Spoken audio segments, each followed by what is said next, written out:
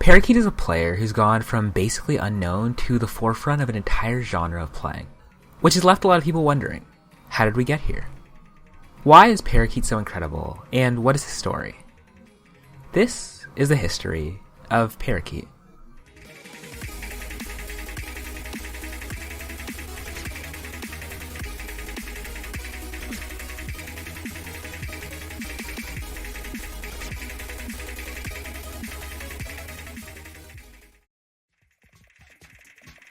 Paraqeet found Osu from a Minecraft YouTuber that has since disappeared named Poffins.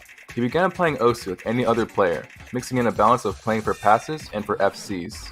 And through doing this, in only a year, he had managed to climb to the top 100, and getting here this quickly in his career already shows the massive potential he brought to the game.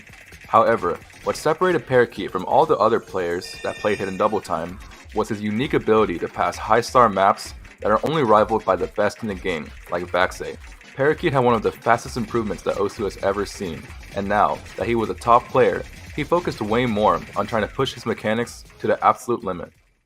This was a stage where a lot more people started to take notice of Paraqeet, because while many players could get FCs on DT-based aim farm maps, very few could do what Paraqeet could. Like an Immortal Flame 3-mod pass, which is over 10 stars, and was the first pass on the map. This is pretty nuts, and it started to highlight the thing that makes him so special. Since while obviously being highly ranked and skilled at FCs, at this time he still wasn't quite exceptional. But his passing skill, on the other hand, was nearly unmatched. The interesting thing is that before this point he didn't even understand how skilled he was at this kind of play. And this exact play would actually end up basically awakening him to the idea of going much, much further with passing. This gave him scores like an endgame 3-mod pass, as well as the already mentioned Immortal Flame pass, which showed that he very clearly excelled at the skill set. But I also don't want to paint the picture that this was the only thing he could do, since it really wasn't. Because on top of this, he was also really fast. And I don't mean 300 BPM or even 325 BPM kind of fast. No, he was getting scores like a Helena Extreme Diff 1 miss. This, even without DT, is a 6.35 star, 252 BPM map. Like, you go back to 2016, heck, even 2019 when the play was set and asked them if a DTFC was possible, and they would say no, for good reason.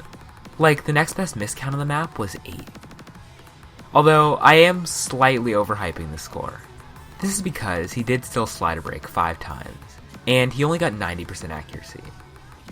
But I wanted to highlight the score for one reason, and that was that it was able to highlight a major strength of his play and a major weakness, in that he could aim extremely high BPM stuff in a way that basically no one else could, but he had yet to build the proper alternating speed and control to keep up with it, which was understandable since at this time no one else had it either. But keep this in mind for a bit later. At the time though, he would continue setting impressive passes, 3-modding maps like World's End Rondo and DTing maps like When It Falls. But this would all lead to a score that finally made people realize how insane he was. A Dead to Me 3-mod pass. This is 11.52 stars, and HP 5.6. It's even more ridiculous when you realize there are only 8 DT passes, and his 3-mod run was better than 3 of those. This score would finally begin to get him some attention since it was on such a popular map, and he'd only follow it up with more of the same, like a Scattered Faith Hard Rock pass and a Rush B 3 miss. During this time, he was also able to get some exceptional aim-based near FCs, like his 1 slider break on Cherry Bomb worth 890 PP. After this, he would also get a Boogie DT pass, which is just a really cool score, and it also showed how versatile his ability to pass was. But with all these ridiculous scores came a double-edged sword, and that was attention. We've seen similar occasions like Azerite and Vaxei, where a player was improving way too fast and becoming way too good. And so, like we've seen time and time again, cheating allegations were being spread around, and this time, all eyes were on Paraqeet. The allegations started in around late April of 2020, along the lines of that there was an unknown top 50 player that could pass 12 stars and have 900 PP plays. Not many people could believe it. And it got so bad that in the start of May, Paraqeet had to make a live play, just so that he could defend himself from all of the accusers. However, there was just one problem. The live play wasn't very good. The tapping was slightly out of sync, and he started the live play with the game already open, without showing the task manager had any cheats open. Basically nothing to prove if he was legit or not. And what was the cherry on top was that Guido, the person who told him specifically to show his whole computer and how to make the live play, Paraqeet ignored him and did it his own way, and Paraqeet's reasoning was that he was too lazy. This all led to MyAngelAku, who is the guy that makes these tablet videos, to make an Osu report thread, mainly talking about the chance that he was time warping. This was due to his inconsistencies in his pen taps. In this clip here, you can see that he is tapping his pen a few times, but only one tap is actually audible. This was something which Aku thought might have been caused by a redubbing of the audio to not make another hide on note incident. He ended up seeing these allegations, and after 3 days later, he responded with a proper live play. This was pretty conclusive to his legitimacy, especially because no one was ever witch hunting him hard in the first place. And after a small bump in his career, the community saw him as legit again, and he was back to passing 10 and 11 star maps like it was nothing. Nobody was passing the kind of maps that Paraqeet was playing, and then with everything seeming absolutely perfect for him, he would quit. This saddened a lot of the community, but it seemed like that he had problems in real life, and that quitting Osu was the only choice for him. But to his fans, seeing a player like Paraqeet, who seemed to have infinite potential, just quit out of nowhere, it was a tragedy. A couple of days later though, he would explain that the game had been eating up too much of his time and that he would be quitting indefinitely. Remember this wording, because a little over a month later, he pulled a classic Osu player moment and returned back to Osu. The community found it a little odd that he would come back so quickly after a dramatic departure, but luckily, he would manage to make people forget about it all, with the sheer magnitude of scores that he would get.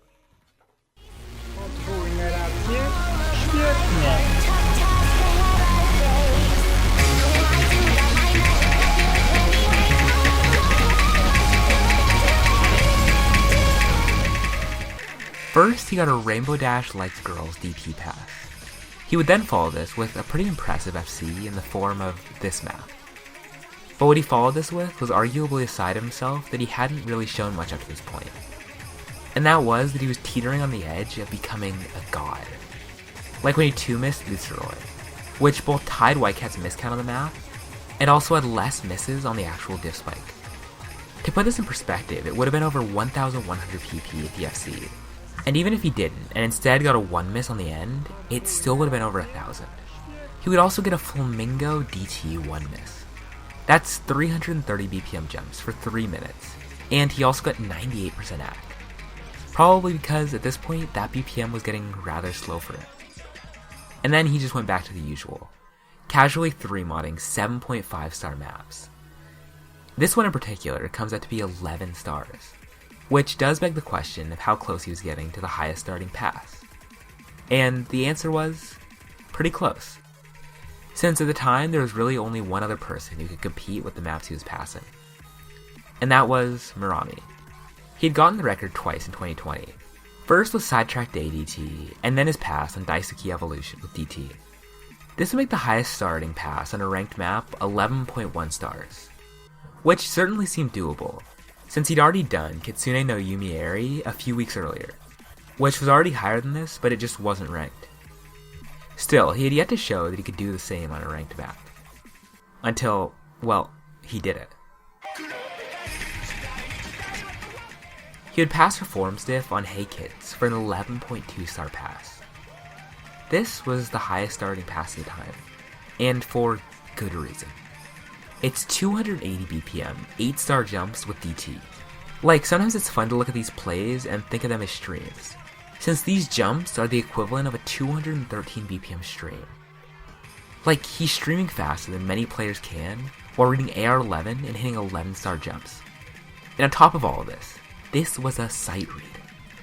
This play, like, what? After this though, he would set his sights on a score. One that really shouldn't be done. He would attempt to do one of his dream passes ever since he was a 3-digit, in the form of a Happy Song DT pass. But because of his insane difficulty, he wouldn't be able to get it overnight. In the meantime though, he would 4-miss a 10-star, which I feel like highlights one thing. And that is that I think his ability to pass is connected with just how high his skill ceiling is. Like, in a year, he went from 700 PP to 990, and a near 10-star FC. After this, he would also 2-miss a 10-star, and then set an absolutely ridiculous score, with an 11.6-star pass on Happy Song with DT. This was over 0.4 stars higher than the previous record, and it only makes sense why it was such a dream score. Like 340 BPM, space streams, and then even harder jumps. It's a score that legitimately seems impossible for anyone besides Paraqeet. And only a week later, he would continue this burst of skill by passing 2 more ranked 11-star maps like it was nothing, with the top diff of Packet Hero, which is 11.46 stars, and the top diff of Space Invaders, which is 11.33. Which finally brings us to today, with Paraqeet setting scores which no one else is even close to touching.